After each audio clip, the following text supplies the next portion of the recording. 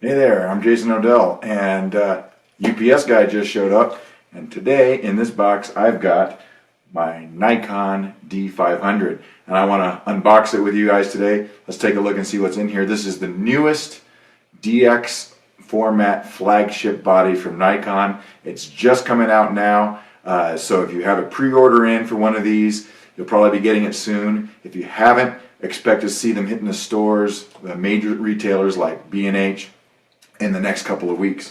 So UPS guy came, I signed for my package, and got a lot of peanuts here. So let's get this guy out of the box. Awesome. Okay, so here we go.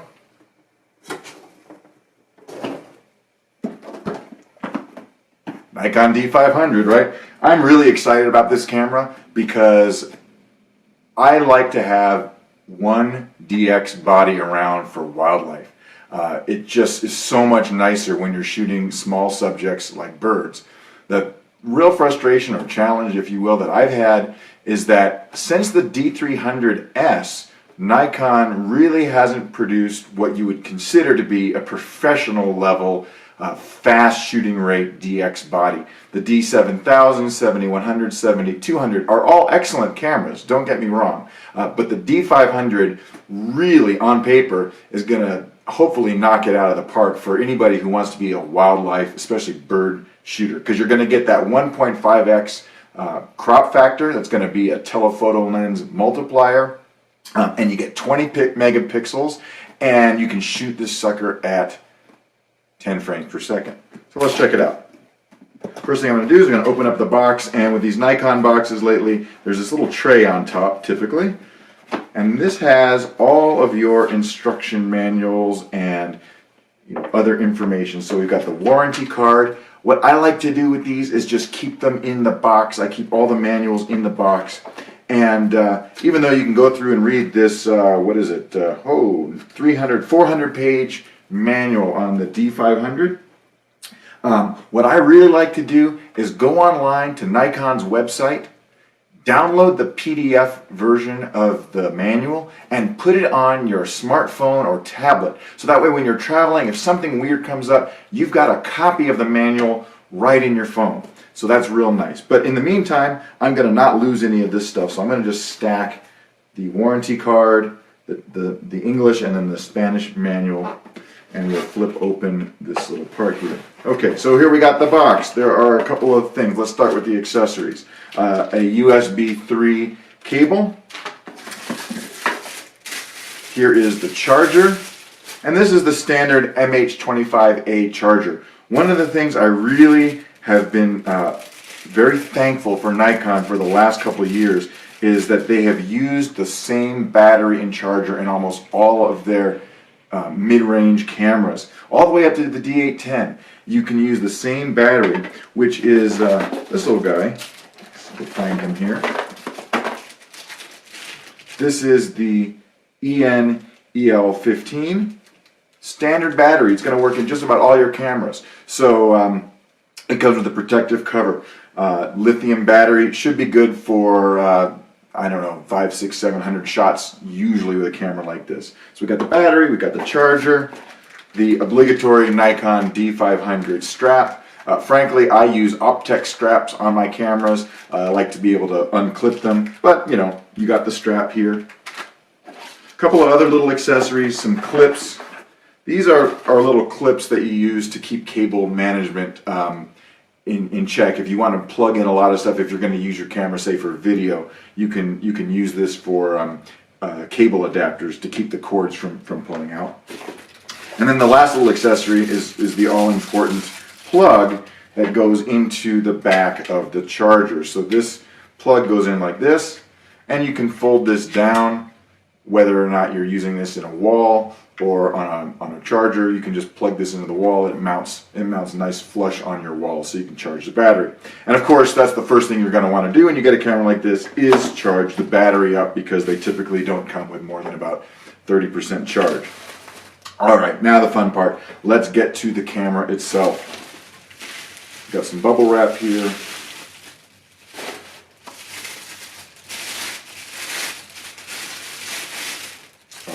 Okay, I'm going to put the box aside. Here we've got it. Here is the D500. This is a really, wow, this is very nice. The grip is perfectly sized for my hands. I don't have the biggest hands in the world. I got average hands. Don't tell Donald Trump that.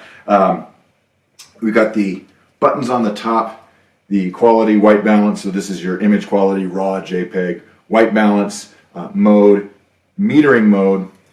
Okay, let me put this battery in here and see if it's got any charge so we can power this guy up before we go any further.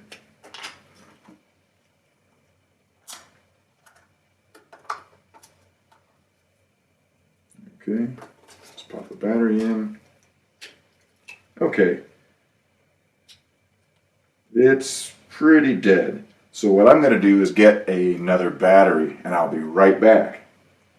Okay, I just put in one of my fully charged EL15 batteries that I had for my other cameras, and now you get the camera is powered up. Here's the LCD screen, it's got some protective film on it. Notice that this is cool, it flips out.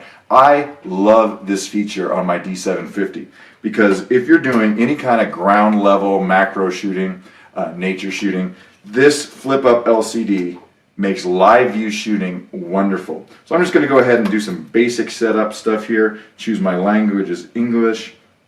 Okay, I'm going to skip the snap bridge for right now by pressing menu.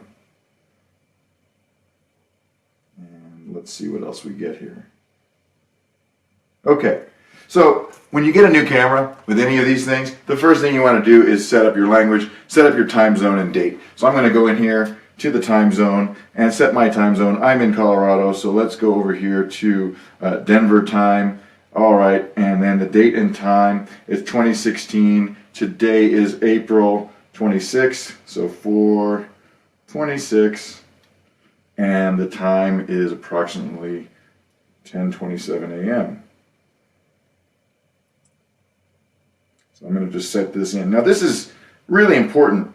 You wouldn't think so, but it is really important because when you set your date and time in the camera, it means you can quickly have the timestamps embedded, which makes sorting your images later easier to deal with. So, I mean, you're going to want to have that metadata. And when you change travel, change time zones, all you got to do is just use the travel, the time zone change. So you can change the date format. Daylight savings time is on. So because of that, I need to go back to my date and time and make it 10 a.m. because it jumped ahead an hour. Okay, now there's an OK button here on the side. I'm going to click that. That's a little different. So we've got on the back panel, we've got the menu button, the lock, the plus and minus zoom, an OK button, more function buttons. So there's a function 2. Function 1 is right here on the front of the camera. Okay, everything else is pretty much like you might expect for a Nikon DSLR layout. The on button switch. Now, I'm looking at this here. The ISO button has moved. ISO used to live over here. They've switched that, so this is one of those you're just going to have to reprogram your brain. ISO is right here.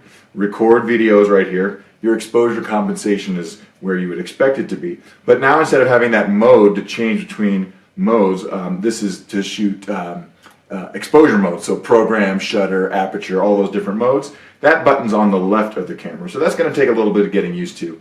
And then your autofocus button, as with the newer Nikon cameras, is on the side, so this allows you to change the autofocus modes. And what I want to do then is let me get a lens and see what the autofocus pattern, because this camera has the newest Nikon autofocus system. It's the same one as in the D5 flagship that just came out. Let's take a look at that in a second here. Okay, before I go on with any more, let's take a look at the side ports on the D500. On the left side of the camera, this is where you've got 4 ports. The USB connection, so this is high-speed USB 3. If your computer uses USB 2, it's backwards compatible to that slower transfer rate. There's an HDMI port for connecting video. There's also a microphone and headphone jack, so if you want to use this camera to record videos, this is the way you would do it. So you can plug in direct audio that way. The top of the camera, standard hot shoe. One other thing to point out, this is all solid. This is great. There's no pop-up flash here, meaning this is not only more weather sealed, but most of the time I don't use a pop-up flash anyway, especially with larger lenses. So it's a nice little feature. Now on the left side, or excuse me, the right side of the camera here is the door for the memory card, and the D500 has 2 memory card slots. And this is a slight departure from Nikon. We have only seen this new little card, this XQD card, in the D4 and D4S and D5. So the D500 is the first DX body that uses this new XQD format. So there's an XQD slot here, and then there's a standard SD card slot. And you can configure these both ways. You can use one for making JPEG backups. You can do one-to-one backups, so you can put RAW on one card, JPEGs on another card. You could put video on a second card. You can choose how you can configure this, but it's 2 different cards. Now the big deal with XQD, and there's not a lot of cameras that use it, but this is sort of the newer spec. It's very similar to a compact flash card. It's a little smaller than a compact flash card, but it's got that thick, robust nature.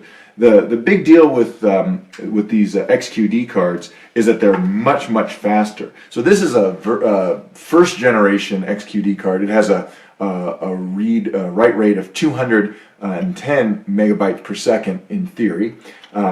The newer cards, the second generation cards, should be able to read and write at around 400 megabytes per second. So when you're capturing 10 frames a second, that XQD card is going to be the one you want to use because it's going to be faster. But keep in mind, you're going to need to get a new card reader and all the other stuff on the back end. The other advantage of these faster cards isn't just when you're clearing your buffer out, but it's also when you're downloading your pictures. So when you go to download the pictures to your computer, this USB 3 enabled XQD card is going to download and clear those pictures much faster than you would if you're using an SD card and USB 2. So the faster cards not only give you faster buffer clearing, but they give you faster downloads to your computer. And that can be important when you're professional and you're working and you need to get pictures out on a deadline. So those are the side ports. Let's put a lens on and see how this works.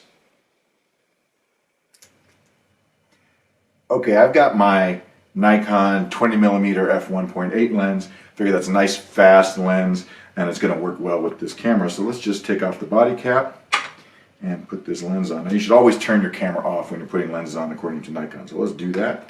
Put on the lens. I'm going to mount it. Okay. And I'm going to switch my mode to my favorite, which is aperture priority. I look through the viewfinder, and the first thing I'm going to need to do is, for my vision, I've got to adjust the diopter. So I'm going to go ahead and do that with the little diopter adjustment on the side of the camera. Much better. And then I'm going to want to choose a focus mode. So I'm going to hit the info button on the back. If I push this focus button, you see I have a bunch of different focus modes. AF area modes from single and ALS. So this is single servo, single point. That's how it comes. So we can just change this to whatever you want. I'm going to keep it in single. I'm going to change the rear dial to continuous drive. And I have a video on my website about back button focus. This camera does have a dedicated AF on button on the back. Another thing I'm seeing on the back here is there's a little rubber joystick that you can use that fits right under your thumb. This is cool, right here.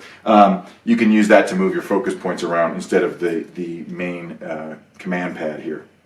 So I'm going to just look through here and see how this thing focuses. Wow, that's amazing. Okay, so you can't see this, but this camera has over 150 autofocus points. Some of them are user selectable, some of them are not. And my real reason for getting this camera is the new autofocus system and the ISO performance.